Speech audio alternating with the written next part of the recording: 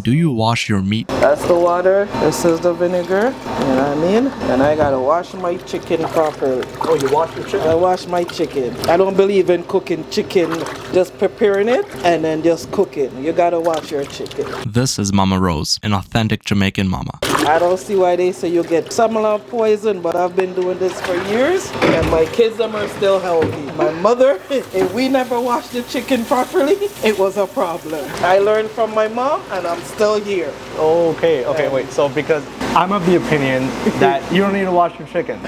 No, you gotta wash your No, chicken. because you're gonna cook it anyways. Yeah, no. You see, it's got that raw smell. Like chicken, it's got that raw smell. So once you wash it, Okay. with the vinegar or the lime or whatever, you get that raw smell. You know, it cuts that smell. And No, I that's don't raw like meat though. Not for me. Not for me, dear. All right, Not for me.